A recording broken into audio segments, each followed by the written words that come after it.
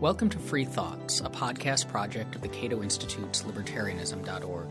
Free Thoughts is a show about libertarianism and the ideas that influence it. I'm Aaron Powell, a research fellow here at Cato and editor of libertarianism.org. And I'm Trevor Burrus, a research fellow at the Cato Institute Center for Constitutional Studies. On today's episode of Free Thoughts, Trevor and I are going to talk about a lecture that Trevor gives to the interns called The Primitivism of Politics. So when you say that, Trevor, when you say politics is primitive, there's the two words that we have to figure out what they mean, politics and primitivism. And so let's start with politics. What do you mean by that? Well, generally speaking, we've talked about this before. It's good enough to talk about democratic politics, voting of some sort. There's a lot of ways that people have power over other people, and that's one sort of theory of the state. Like kings don't really experience politics in the way we're talking about. There's political intrigue on the court and things like that. But generally speaking, these are power structures that are devised because some sort of voluntary system is presumably not working.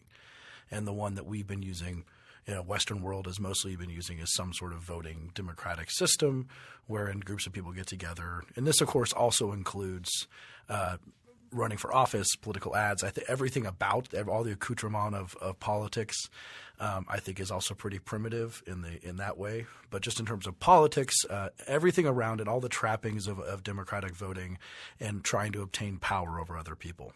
And so this is primitive. Yeah, it is primitive, I think, in a very way that is not adequately realized. Oddly, though, I think it is realized in a lot of just sort of colloquialisms where we talk about how Washington is so bad, or we talk about how, all is fair in politics. There's a lot of discussion about late night host Jay Leno saying, politics, we expect them to be charlatans. We expect people to stab other people in the back. So it's often there's this veneer that it's primitive. We use a lot of war language. A lot of war, the war room of elections, and there's a huge amount of this language around it, which is always fascinating to me because if you took the temperature of the way people think of Washington and late night hosts describe Washington and just people in a bar talk about Washington or their local state capital, they think that everyone's kind of a crook and that the whole system is kind of BS in a way, and it's very, very underhanded and primitive in its own way. I often describe it as D.C. at least as a Hobbesian world in suits. I mean, it's a war of all against all, just a little bit more dapper. And by Hobbesian, you mean so Thomas Hobbes had the idea that the social contract. So before we had government, before we got together and formed this state, we're living all in this primitive state of nature, and in his view, that was this war of all against all. Mm-hmm. It was just every man for himself, everyone kind of stabbing each other and stealing from each other and slaughtering each other and taking as much as they could. And then we, according to Hobbes, enact the state, give it power over us, and that prevents this awful state of nature, this life that he called solitary, poor, nasty, brutish, and short. Mm-hmm. That is true, and I must, of course, concede that this doesn't come to blows or violence as much. And that is part of the virtues of politics in the sense of it's a system by which people can get together and resolve a dispute of some sort and not have to come to blows over it. I mean, it's often been remarked that when the Adams, Jefferson, Aaron Burr election happened in 1800, right at the beginning of the American experiment, it was a very new thing in the world for such a peaceful transfer of power to occur in such a divisive election where suddenly the loser of the election just goes away. He doesn't field an army. So it's less primitive than that, but it's more primitive than people would like to generally believe, I think. It's not necessarily the apotheosis of civilization to take everyone, put them into tribes, tell them to go to Washington, D.C., and then fight for their way of life against each other.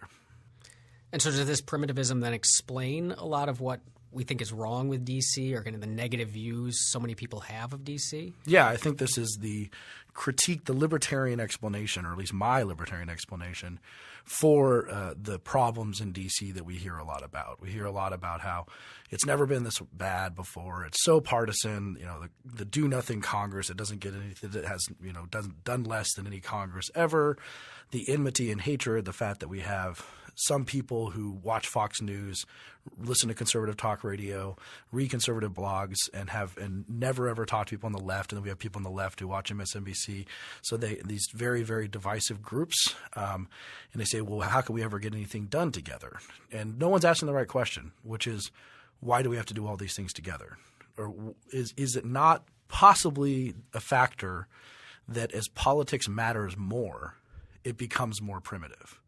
That this is an expected result of politicizing more and more core, essential, fundamental values that are more divided. We're more divided on, such as healthcare, education, religious values to some extent, all these type of policies that are very, very tied to how we think of ourselves as people, and that therefore every single time we're supposed to put it in Washington, D.C. and expect everyone to behave nicely to each other. Well, I shouldn't expect anyone to behave nicely to me if I'm out there voting to try and change their healthcare plan according to my value system, or change their child's education plan according to my value system. I don't know why people expect it to be civilized. And I think that this is going to get worse unless we start to realize that this is baked into the system. This is baked into the entire expansion of government that we've been experiencing. But how is this different than – how do we distinguish this from, I guess, what we'll call the rule of law? So you say like we shouldn't politicize things and kind of force our values upon other people. But there are values that we think are absolutely legitimate to force on other people, like don't commit murder, don't steal, don't rape.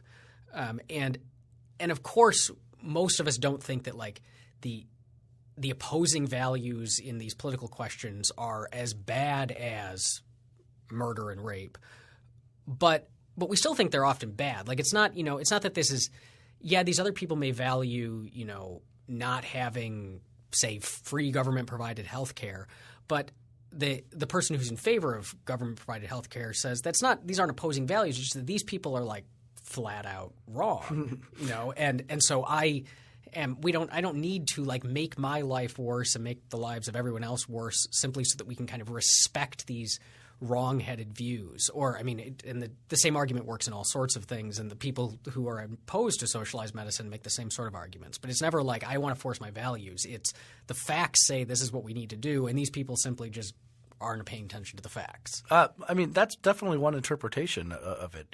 And I think the response to that situation is to have a realistic assessment of how much you can expect other people to agree with you on these things.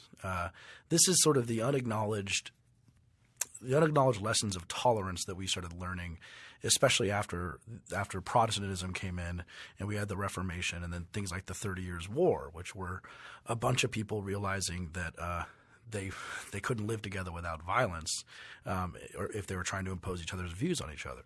And what you do when you realize that you're not going to be able to impose views on other people, just realistically, not that that you won't be able to convince them. They might be totally wrong, but you're not going to be able to convince them. Is you step back. That's what I think civilized people do, if it's within the realm of acceptability. So religion's a really good example. That's what happened after the 30 Years' War. That's why religious tolerance was so huge in the American founding and in the Enlightenment period, was because a bunch of people started to understand that although they might be 100% positive that the Catholics were wrong or the Protestants were wrong or whoever was wrong, they were not going to convince them without violence. And so I think that the civilized thing is to sit around and say the problem is these people who have totally wrong-headed views about education, global warming, whatever. But I'm not going to be able to convince them without an incredible amount of force and an incredible amount of control, and even then probably not. So we need to diminish the amount of control we try and take over their lives. We need to accept the plurality of people as pretty much a given, and also revel in it. Also enjoy it. Enjoy the fact that your neighbor doesn't have the same views as you, which means you can have different. They'll bring different dishes to the potluck dinner on the Sunday football game. Those are good things too, but don't try and take over their lives and make them live the way you think they should be living. So you have several criteria you list for what makes a given set of behaviors primitive, and then we can then see how those apply to the way that politics is conducted in this country. So the first one is violence. is a characteristic of primitive behavior. But like you said, we don't go around clubbing each other on the heads. We don't go around murdering each other. Even our most staunch ideological opponents, we generally don't beat them up. So where's the violence in all of this? Well, as libertarians often point out, there is a violence, at least at the back end of the state. You may not see it initially, but resist it long enough and you'll find it at some point. It'll either be someone putting handcuffs on you and putting you in a cage, or other types of. That's the most common form of violence, but there's other types too. There's definitely violence at the end of this, and that's what you have to do when it's not voluntary. And there's a few options available to you if you meet someone who you fail to convince about the correctness of your views through rational, peaceful discourse. So it's an implied violence present in the acts of politics. So if we use politics, you and I get together and use politics to impose view X upon everyone, then there's not an immediate violence in that, but there's this implied violence in the sense that now everyone better do X, and anyone who doesn't, well, then the violence is going to show up. Yeah, it's definitely there, and it's absolutely essential to the system. Otherwise, it wouldn't be voluntary, or it would be voluntary. I mean, it's essential for the system to work, which I'm putting in square quotes there. Moreover, what really is happening more than violence, though, is of course a sense of legitimacy.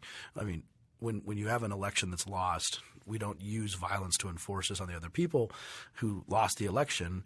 They go along with the results, which is one reason why it's more peaceful. But it starts to get a little bit more divided when those values become more core to our view of ourselves as human beings. But it is the reason why politics is a more civilized way, I think, at some basic level of deciding things than pure fisticuffs.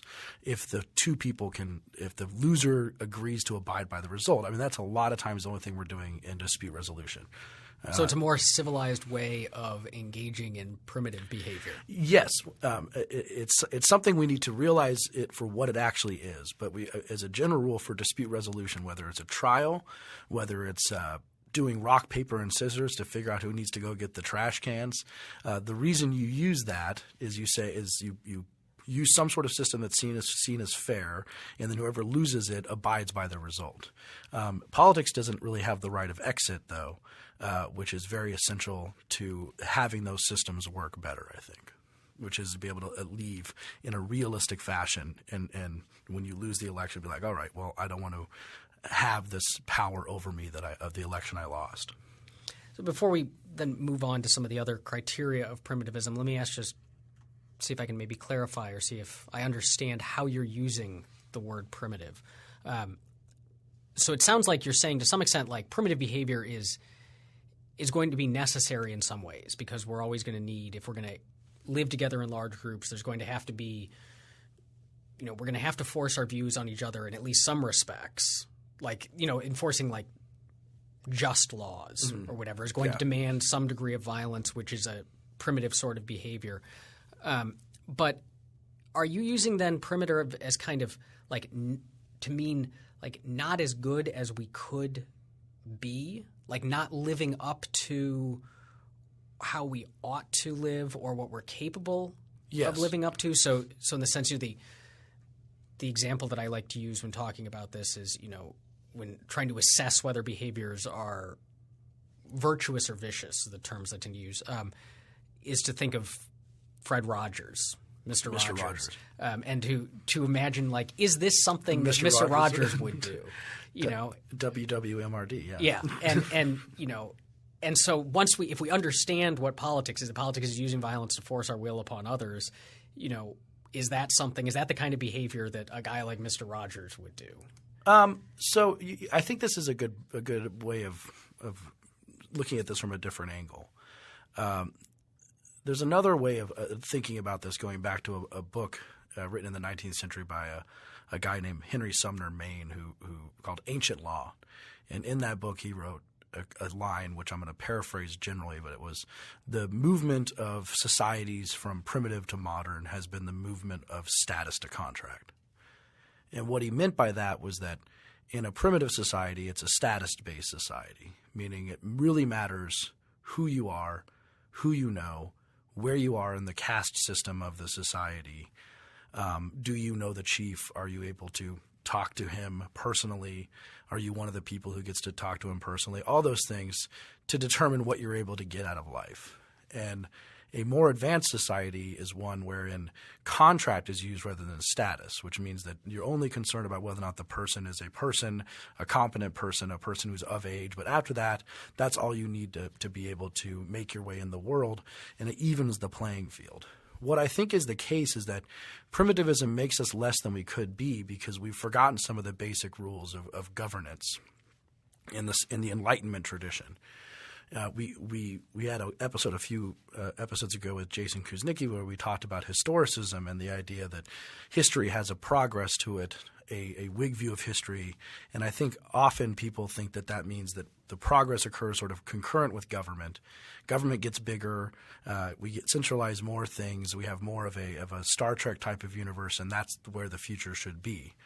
I disagree that that's the kind of progress we're looking at. I think that we forgot that in a pluralistic, highly diverse society, minimal government allows us to be diverse and to work on the things politically that we share together, and that the more you try to centralize government, the less you're able to hold together a diverse, open society, and then you start going downhill. You start becoming more primitive because your society is diverse and everyone has different aims and different values, and now you're putting it more and more into a centralized political framework, and it starts going downhill. So then what I would call it is from status to contract to status.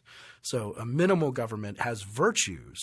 It has absolute virtues for a diverse, open society where trading is encouraged, where community is encouraged, where having diverse people that you can be friends with, that you can eat with, as long as they're not controlling your life. Your ability to have a diverse society is definitely limited when everyone is trying to control each other's lives.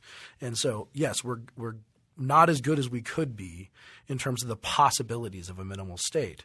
And we're worse, and we're becoming worse than we should be because we're forgetting the basic lessons of why minimal government is a good thing.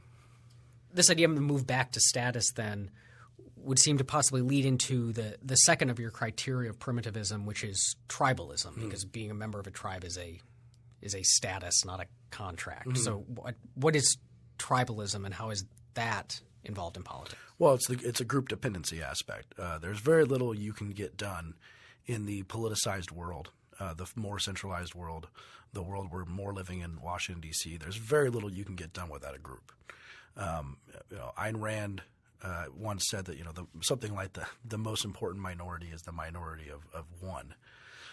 And I think there's a lot of value in that statement, that if you are someone who has no interest group around you, or not a very effective one, or you are someone without the friends to get you contacts, you are someone without enough people around you to make a story about a news story about the fact that you're getting oppressed or beaten down by government, and sometimes even in another way, groups that you need, like lawyers. That's another way. Like individuals increasingly need lawyers.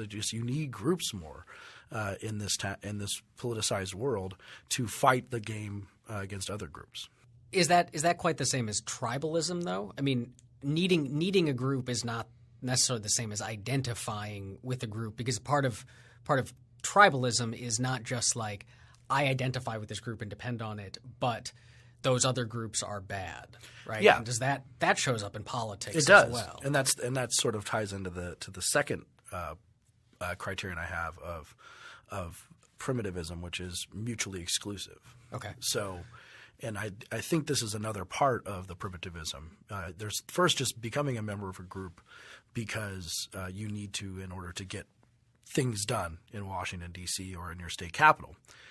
The next step is starting to identify with that group and think of other groups as oppositional groups who are enemies, who are evil people, and trying to take things from you. And the reason you do that is because you're both fighting over a mutually exclusive outcome. Usually there are compromised outcomes in some ways, but in this way about basic issues, are we going to have abortion or birth control covered in our health care plans under Obamacare? Well, we either are or we aren't. And so you can be a member of the group fighting for wanting that to be covered, and you can be a member of the group fighting for it to not have covered. And if you win, they lose. And so that makes, I think, a lot of psychology come into play, the sort of inherent tribalism we have that you see at a Packers-Bears game, or you can see anywhere throughout the world, wherein you start to view the other side as actually evil and completely opposed to you, and therefore becomes more tribal. And you whether you get secret handshakes and other sort of things that come with being tribal, but you start thinking of yourself as a member of a tribe. And I think in this town, Democrat and Republican would of course be the classic example of that. And it's kind of funny. There are Democrat bars and there are Republican bars, and it percolates out into our other social interactions that we become very tribal. And then that tribalism leads to the next of your criteria, the penultimate criteria, which is extremification. Mm-hmm. Because once we start seeing the other guys as enemies or evil, then their positions are evil. Yeah. And so even if those positions are very close to ours, we have this incentive to act like they're not. Yes, yeah. It's continually fascinating to me to see two people argue who I think are relatively close. And I'll use Obama and Romney as the most recent prominent example.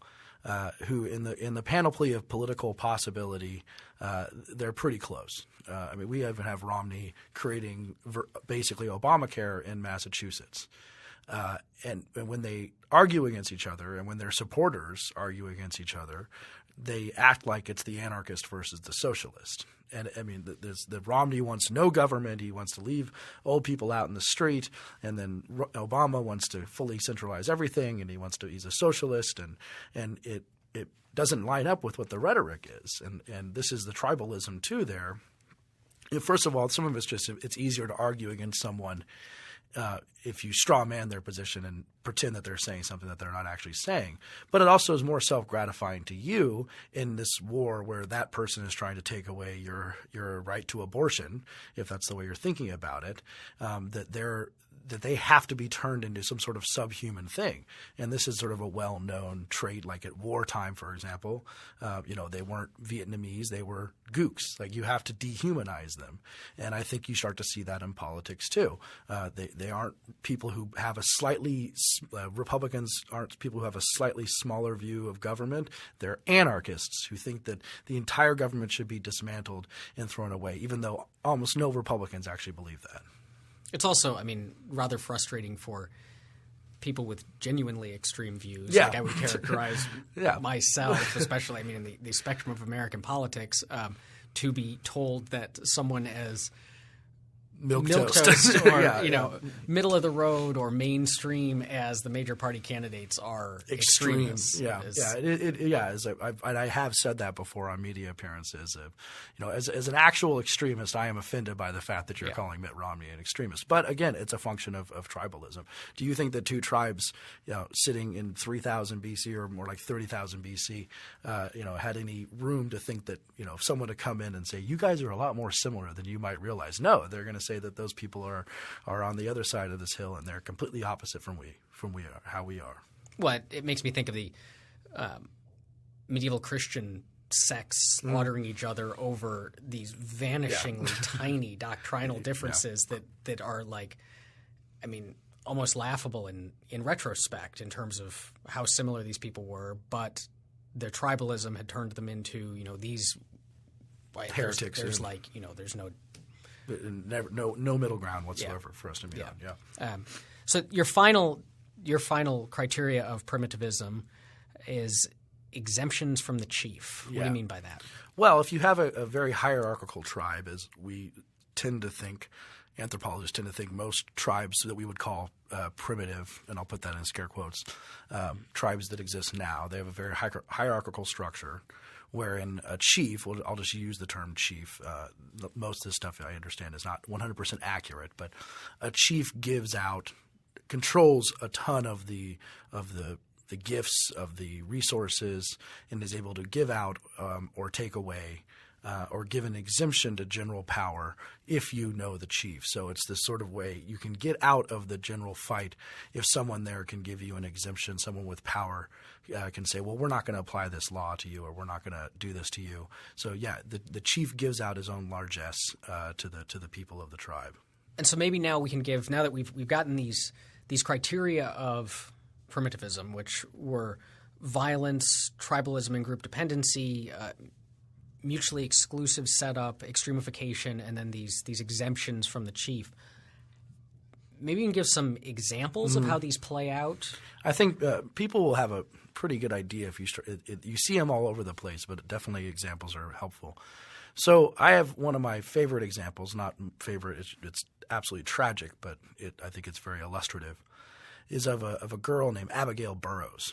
Abigail Burrus was a 21-year-old girl who had a relatively rare form of neck and spine cancer, neck and head cancer, that she got when she was about 18. And at the time, she was trying to take an FDA non-approved drug. She wanted to take a drug that had shown in certain trials to have possibilities for helping her type of cancer. And the FDA said, no, you can't do that. And the FDA does this a lot. When they say, we don't think this drug is effective enough for you, which by itself is incredibly perverse, but telling people who are very, very sick that this drug has not been deemed effective enough for them to take when they have no other options left. And so she took the case to court. She went to the D.C. Circuit Court of Appeals trying to say, I have a right to take this drug, and she lost that case. And actually, by the time it went to the D.C. Circuit Court of Appeals, she was dead for a while. It was a Abigail Alliance is the name of the case, and they kept the case going for her. On the other side is AIDS drugs in the 1980s. In the 1980s, AIDS sprung up and terrified everyone, particularly in the gay community, and it was killing with an astounding rate of speed without a lot of understanding of what was going on. Now, they had identified HIV and they identified AIDS, and the FDA was doing the same thing with AIDS drugs that they were doing with Abigail Burrus. They were saying that we need to test this drug to make sure that it's effective enough for us to give it to you, that your risk level, our risk level is enough for you. And so they were running double-blind tests where they were giving placebos to some and giving real drugs to others. And it seemed really, really perverse that you have two dying people and you're giving one a fake drug and one a real drug. So the homosexual community got together and they formed an organization called ACT UP that had a specific goal to try and get the FDA to sort of stop doing this to them on AIDS drugs. And they had a bunch of protests, including a very big one where they pretty much shut down the FDA through a sit-in where they kind of surrounded it by sitting around it, shut it down for a day, and eventually they got an exemption pushed through for their specific type, the claim that what they were asking for was written into law by Congress. The question I'm asking is why did the homosexual community get this active? And of course it wasn't just homosexual, they had people on their side, but why did ACT UP win this battle when Abigail Burrus lost? And I think the answer to that is really disturbing. I think the answer is that Abigail Burrus' cancer was not that common. And that seems to me disturbing on a level that people haven't adequately realized. That people talk to libertarians and they say, well, you're going to let people die in the streets through your healthcare system because, they aren't able to get life-saving drugs. And the best response to that is, yeah, well, you're going to let people like Abigail Burrus die because she didn't have a big enough interest group to make her voice heard. And that's primitivism in a very, very, very basic sense. They needed a tribe to get done what they need to get done, and they actually got an exemption. So they got kind of a gift from the chief, as I was saying. And of course, in the background, all this stuff is enforced by violence in the ultimate sense. So that's a disturbing story, and it happens all the time. And if you start thinking about politics that way, you'll see it a lot. That example, is awful, but it also seems like it's not necessarily representative of most of our politics. Most of our politics isn't FDA, that sort. Yeah, it's not about these life and death. People like fighting the government in order to possibly live longer, and the government, in this case the FDA, arguably killing people. So does primitivism play out in the kind of Mundane. less high stakes politics too? One of the problems that libertarians have, but it's not just libertarians. At liberty, if you want to live in some way, have a liberty-loving area of your life, there's probably someone out there trying to keep you from doing that. Unfortunately, liberty doesn't have an interest group. Like that's often sometimes our problem. The whole point of this idea of primitivism of politics is that it's the interest groups that start eroding liberty. But to use a different example, a more mundane example, there is a tribe out there called the Parents Television Council. And you might maybe never heard of them, but they are very well organized. They are winning the tribalism game in many ways, and the people who are liberty-loving in this area are losing or often lose, and they don't even know it because they don't have an interest group.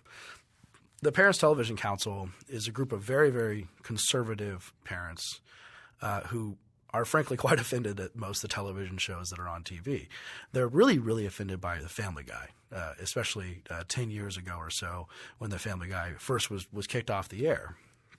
And then it returned, but it was kicked off the air at one point.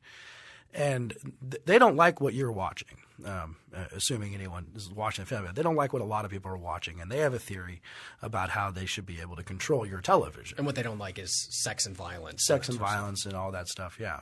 So they've created a system, a very effective system, based on a change in the FCC rules, wherein they changed how they measure complaints. It was just a statutory change. It used to be the case that if they got 300 complaints that were exactly the same, the form complaint, they would call it one complaint. They changed it to call them 300 complaints. So the Parents Television Council, realizing this was a tribalistic opportunity for them, created a form on their website, and they in their network of people, they can send out an email that's an action alert, and they can say, "Hey, we saw the worst episode of The Family Guy or The Good Wife or whatever last night. It had sex and it had bare bottoms and whatever. We need to call you guys to action to send your complaints to the FCC." And when they do that, the FCC's complaints will go from 300 in a month to 150,000. And this is another tribe that is working to try and regulate your life in a way that a lot of people aren't aware. And the reason they can do this is, again, they're fighting over it tribally. The government gives them the ability to do this. The FCC regulations give them the ability to do this. If they win, you lose, meaning that if they win in getting this off the air, then you're not going to be able to see it, at least on broadcast television. So it's very mutually exclusive, and it all is ultimately backed up by violence. But it's their tribalism. It's their group organization that lets them win this game. And again, this is similar, not nearly as heartfelt, but it's similar to the cancer example and the AIDS examples. I don't think that those should be the traits. Your ability to put together a team, I don't think should be the trait that determines what I watch on television. That's sort of the thing about this. That's the kicker in the end, is that we talk about a lot of different ways things can be distributed through a lot of criterion. So to use an example, you could distribute tickets for a concert via paying money and using StubHub and things like that, or you could distribute them via a line. And each of those distribution mechanisms prefers a trait in some way. The StubHub thing will prefer people with money, but the line will prefer people with time. And so you're just choosing how the distribution will work and what traits it will prefer. In the primitivism example in the Parents Television Council, this is preferring the ability to organize. It's preferring the ability to create a tribe. And again, if you look at the Abigail Burrus example as a really poignant one, that seems to me really unjust. I mean, they often say people attack libertarians and say, well, you let this happen to people because they don't have enough money. And I say, well, you let this happen to people because they don't have enough political power. A little bit of this, a little bit of that, but stop pretending that this is a more just and more progressive world because you think that you should get organized. I mean, I'm the kind of person when someone comes to me and says, you're mad about something, you need to get together, you need to get a group, you need to make your voice heard. I'm the kind of person who says, why do I have to do that? I mean, why is that what I have to do to be able to live my life the way that I want to live it? That seems really, really strange. Well, let me push back, I guess, on behalf of the Parents Television Council, and the FDA potentially, and see if I can frame it how they may see it. So imagine people, there's some really bad pathogen out there, called anthrax, and people are buying and selling it, right? And so we decide, someone groups decides like it's enormously dangerous to buy and sell anthrax. Even if you mishandle it, you can kill lots and lots of people, or you can intentionally kill lots and lots of people. It's dangerous stuff. And so the government should prohibit the buying and selling of anthrax. Okay. Now, the Family Guy is not anthrax. And these, drugs, these cancer drugs aren't like that. But there's still, the argument goes, look, this is not about you wanting to enjoy the anthrax you bought, or you wanting to enjoy Family Guy, or you wanting to take this drug that might save your life.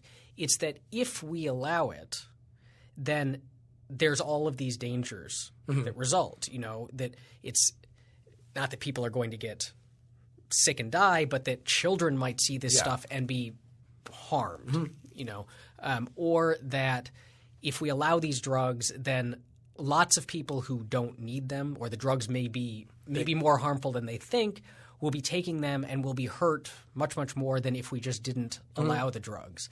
And so is it that, I guess it seems like the argument could be made that what you're objecting to is not so much this broader, just the kind of stuff people are engaging in, but that these people are using politics to do things that you don't happen to like. Yeah. Well, I think that's a valid objection. And so how do you then distinguish between the stuff that you don't like that is still, really dangerous? So like there may be people out there who want to buy and sell anthrax in the open market. Or own a nuclear weapon. But it's probably okay to not allow them to exercise their preferences versus the Family Guy or cancer drug. Well, I think the way you distinguish it is you go back to the first principles of governance when I was talking about, how the minimal government has a virtue to it that is not some sort of antiquated, backward way of looking at the world because we're denying centralization. It has virtues to it where we look at the actual role of government and we say it has a place to act. Or there's a better argument for act in a situation of a nuclear bomb versus a handgun. And there are people, and I do gun policy here at Cato, and there are people who treat those as the same thing. I mean, they're just like, if I'm arguing for a handgun, they say, oh, well, everyone should just have tanks. I mean, no, they're very different. But it gives us a rubric. If we think about politics this way as a fundamentally alienating force, or a possibly alienating force, if you let it control too many core values, too many essential values, then you leave it to the things that we have broad agreement on, and you keep it more out of the places where we don't have broad agreement on it. That's a general theory. Another theory of saying it's a question of when does the government, which of course are a bunch of people, but when does the government have justified power over someone's sort of private sphere? And I think that's a question that's not asked enough. There are two general theories, I think, that make this – there's a theory of jurisdiction. So there are two of them. I'll call them the effects-based theory and the ethics-based theory. Now, what do I mean by that? Well, we recently had this incandescent light bulb. They no longer exist anymore. We have to buy compact fluorescents now. So that means they took jurisdiction over the lights in our houses. What was the theory by which they took jurisdiction over the lights in our houses? The theory was that the effects of having incandescent light bulbs in your house are not contained within your house. And there are things that you do in your house, and the effects are not contained in your property, or your body, and they're not contained within your sphere. So that's a huge theory of how you govern people. So when music is too loud and it spills onto your neighbor's land, when pollution occurs and spills over, that's when you can start arguably regulating inside the sphere of property. This is why property is such the cornerstone of liberty, because it keeps us from having a lot of discussions about what color our walls should be. Because unless the government can come in and say the color of your walls has an effect that bleeds outside of your house, there's some reason that we will be able to regulate the color of your walls, then we get to decide what colors our walls are. And we don't have other people coming in and trying to paint our walls and having mutually exclusive possibilities of what color the walls are going to be. But unless they can tell that story about effects, they don't have jurisdiction. There's another way that they try and get jurisdiction over your private sphere, and that's through ethics, which is it's just a bad thing to do. So again, drugs is a really good example. I'm a libertarian. I think that all drugs should be legal. It should be at the very least decriminalized. We should be putting no one in cages for putting something in their body. Why do I think that? I think it because I do not think there's a good effects theory that says if you put something in your body, you're going to affect everyone else to the point that we can make this illegal. And I do not think there's a good ethics theory, which is that it's just evil to the point that we can regulate it. Now, if someone takes a drug and gets into a car, they suddenly are affecting people outside of their sphere more. So there's a very big difference between smoking marijuana in your basement and playing Halo and then getting into a car. So I'm a libertarian, and I can believe that getting in the car and smoking should be illegal because now you're endangering other people. But if we don't start drawing really good lines between the private sphere and the public sphere, and we start saying this is where you're not allowed to have political fights because you don't have any reason to think that the effects bleed out. And that would include things like your walls. That would include things like what you watch on your television, I think. But it's the rubric through in which we should have this conversation. In the nuclear bomb example, I mean, that's far more like getting into a car after smoking marijuana than just smoking it in your basement. And I think it's a categorical difference. The effects of having a nuclear weapon are clearly going to bleed outside of your property, a property sphere. Even if you have a large farm, it's going to affect other people. It seems to me, though, that most policies that people advocate that are of the sort that you're criticizing are they don't justify them on the grounds that this behavior we want to ban or this substance we want to ban or whatever else, whatever we're trying to restrict, has no negative effects. We just want to restrict it because we think it's evil or because we think you shouldn't do it. They instead tell stories of these negative effects. Mm-hmm, exactly. And so, the incandescent light bulbs are worse for the environment. Global warming, yeah. The handgun kills people. Mm-hmm. And the smut on television has these negative effects on usually children who aren't in a position to choose rationally whether they want to internalize these negative effects or not. Mm. And so, again, it seems like we're back to this. You say we have to draw these lines, but then the lines are just – I don't think the effects are as big as you do, so therefore we shouldn't legislate. Those can be – that's some of the reason we have policy debates. I agree.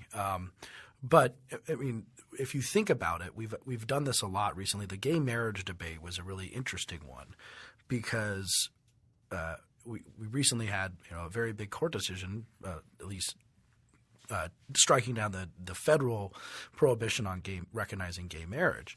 But all the arguments for that – it used to be the case that you could prohibit gay marriage just by saying, I think that's wrong. That's a bad thing. And that was good enough. Now the arguments have to be that this affects society in some way, right? It affects children in some way.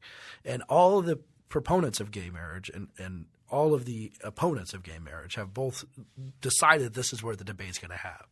The debate is going to be had on like the harm principle, basically like the million harm principle, that if it doesn't harm anyone, then the government can't prohibit it. There's still room to have a social science debate about that. And have it about global warming and the effects of it, and is it really true that kids are better off or worse off or things like that. But if we're going to live in a world of minimal government, we have to understand that the more that we start trying to regulate people's important internal decisions, the more we're going to have a primitive political world. So it's one of the reasons to not politicize something. I can't give you an actual line of what should and shouldn't be politicized. What I'm trying to do is return us to an old-style Enlightenment philosophy hook where you need a good hook.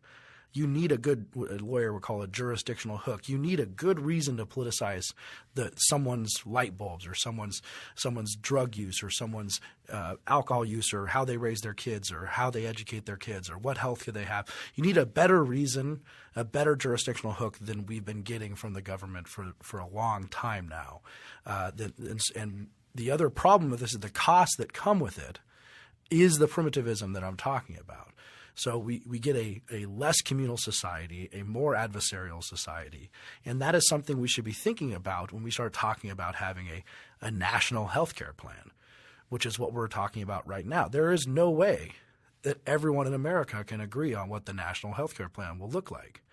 And the ones who are going to win in that are the ones who have the interest groups, and the ones who are going to lose are the ones who don't.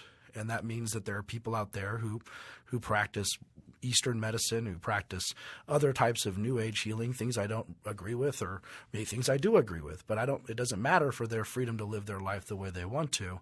It is one of the reasons you don't politicize healthcare is because you cannot make a rational determination of what our healthcare plan should look like when our is 300 million people. I guess the question I still have, again, trying to act as the skeptic towards your thesis, is that if it comes down to, okay, again, like, if there's really, really large bad effects, then that is good enough to overcome the, cost to liberty. So there's a cost-benefit analysis going on here.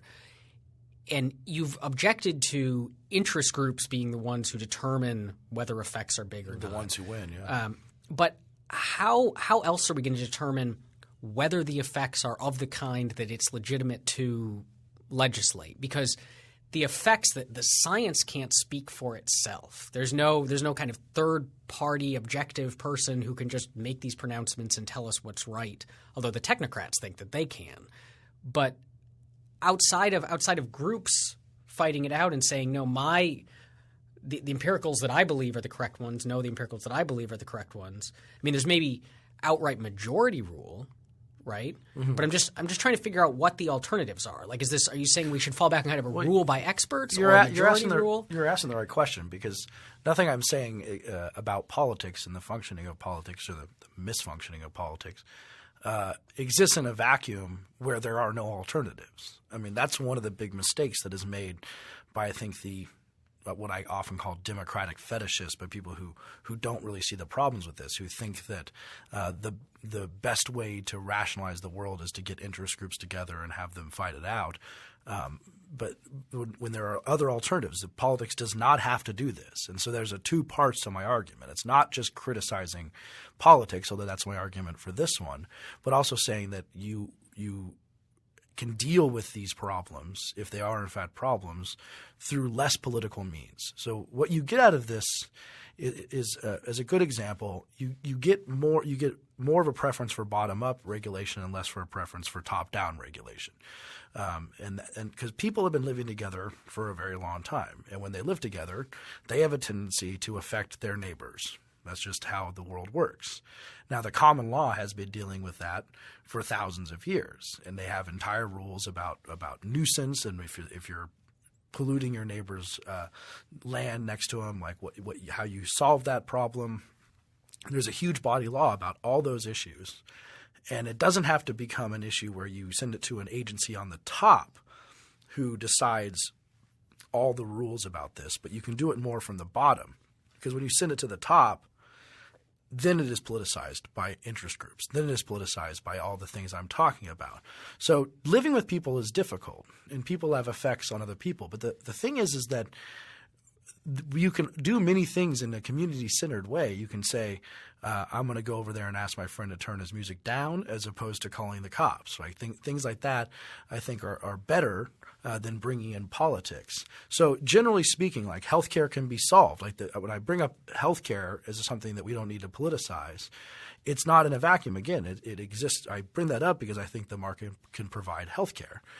In terms of figuring out what the limits are, where the lines are, I can't give you those exactly. I can give you the costs of politics and the problems that are going to come from this, and then we can use that now when we analyze the situation and we ask whether we should politicize it. Say, well, this is just going to become an interest group battle. And when it becomes an interest group battle, it's going to become primitive, and the winner of that is not necessarily going to be the one who deserves it the most. They're going to be the one who played the Thunderdome game the best. And I think that that's a good reason to not want to say that politics rationalizes the world in some way. It just makes it into more primitive type of fight. And I think one of the interesting things about your thesis is that the distribution of goods in this politically primitive or primitive politics system oftentimes doesn't even pretend to align with who won the battle over the facts.